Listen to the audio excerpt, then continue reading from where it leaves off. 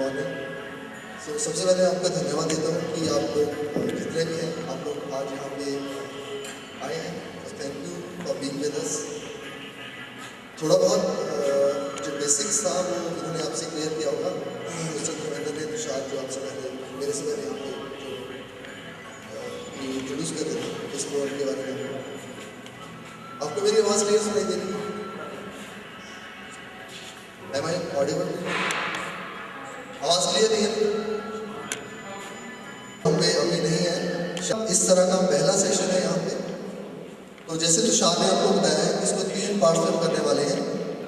इससे कोई फर्क नहीं पड़ता कि यहाँ पे कितने लोग हैं, चाहे वो 2 होते, चाहे वो 4 होते, चाहे आप जितने भी हैं। तो जब हम इस प्रोग्राम को यहाँ पे फाइनल हुआ, लोग ऑर्गेनाइज कर रहे थे इस प्रोग्राम को, तो मैंने इनको एक ही चीज़ कही थी कि आप लोग प्रे करना कि यहाँ पे वही लोग आए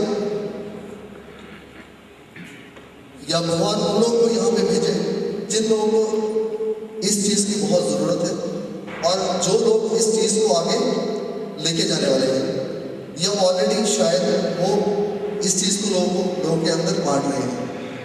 तो शायद वही लोग यहाँ पे बैठे हुए हैं। इससे पहले कि मैं स्टार्ट करूँ, मैं एक शुरुआत करता हूँ एक कहानी से।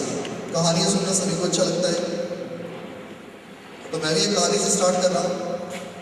ये कहानी जो लियो टॉल्स्टॉय है उनकी है। आप सभी को पता है कि बहुत बड़े वो रिनॉन्ड ऑथर थे वो। तो उनकी ये कहानी है।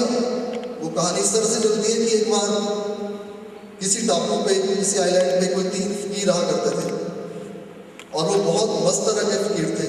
वो हमेशा हंसते थे, हमेशा खुश रहते थे, लोग उनके पास जाते थे और बहुत सारे मिरेकल वो लोग करते थे।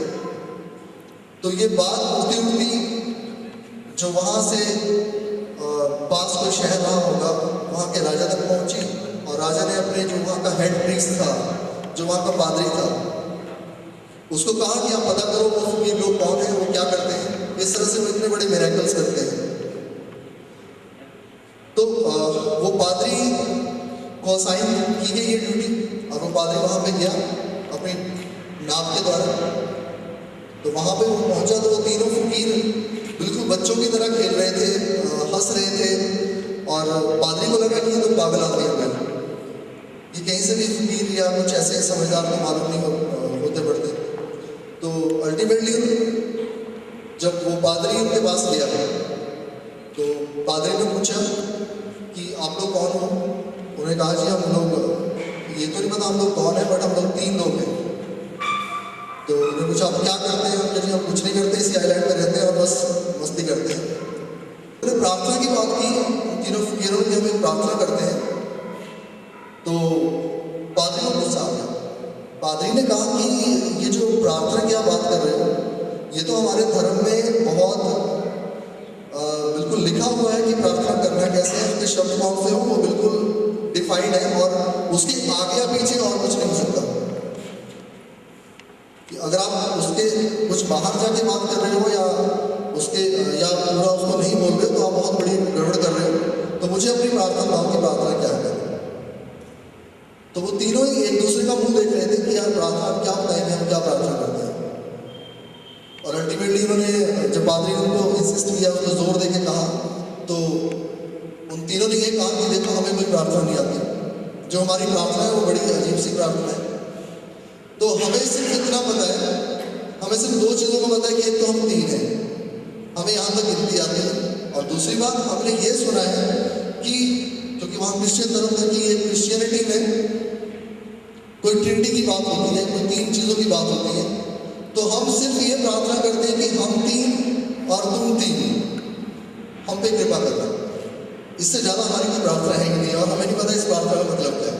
तो जब पादरी ने ये सुना तो वो चिढ़ गया और बहुत गुस्सा आया। कहा कि आप तो बिल्कुल ये तो बहुत बड़ा एक मजाक आप कर रहे हो, ये बहुत गलत है। और मैं तुम्हें समझाता हूँ कि प्रार्थना क्या है। क्रिश्चियनिटी में या हमारे धर्म में जो है उस प्रार्थना का मतलब क्या है, और इसको आप नोट करो, इसको आप सीखो और आगे से अगर प्रार्थना करनी तो फिर वैसे ही करना, अदरवाइज आप धर्म के विरुद्ध मत जाओ। तो उन्होंने कहा ठीक है जी, अगर आप कहते हो तो हम सुन लेते हैं, अब हम लिख लेते हैं। ये तो बहुत अच्छी बात है कि हमें कोई सिखाने वाला आ गया। तो अल्टीमेटली उन्होंने वो जो है वो प्रार्थना पादरी साहब ने उनको डिटेल में उनको समझाया, दिखवाया, लेकिन हर बार वो जब सीख रहे थे तो सीख के वो भूल जाते थे। तो वो बार बार उसको कहते भाई साहब अगर आप गुस्सा ना आए तो हमें एक बार और बता दो, हमें एक बार और बता दो। तो अल्टीमेटली पादरी साहब ने जब उनको लगा कि ये अब सीख गए होंगे और शाम हो रही थी कि अब मैं अपने घर जाता हूँ, तो पादरी साहब ने कहा कि अब मैं चलता हूँ, आप इसको अच्छी तरह से रट्टा मार लेना और आगे से जब प्रार्थना करना तो ऐसे करना।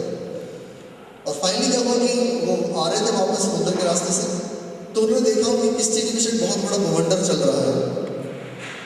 तो वो हैरान थे कि बवंडर कहाँ से आ गया।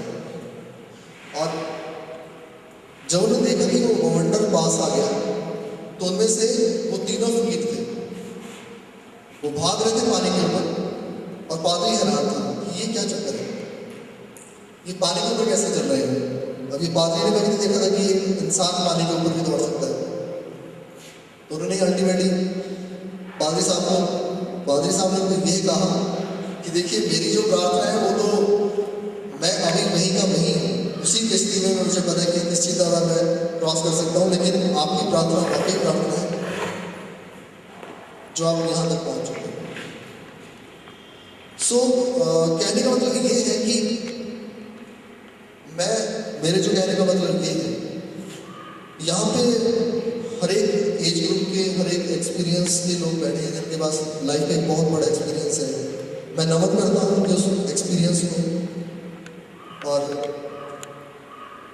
दूसरी बात कि हम यहाँ पे जो आज करने जा रहे हैं, जैसे इन्होंने तुषार ने आपको बताया कि how to make ourself positive and how to sustain positivity.